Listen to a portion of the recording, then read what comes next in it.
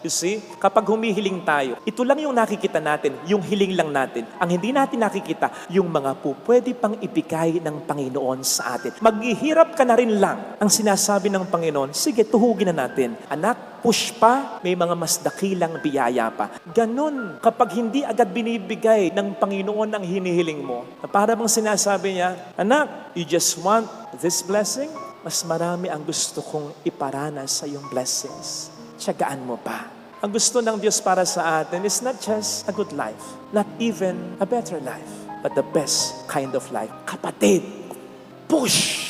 Kahit parang tahimik ang Diyos. Kasi kahit tahimik ang Diyos, may ginagawa ang Diyos. Psalm 121 verse 3, hindi natutulog ang Diyos. Kaya kahit tahimik ang Diyos, may ginagawang mabuti, may nilulutong maganda para sa iyo ang Diyos.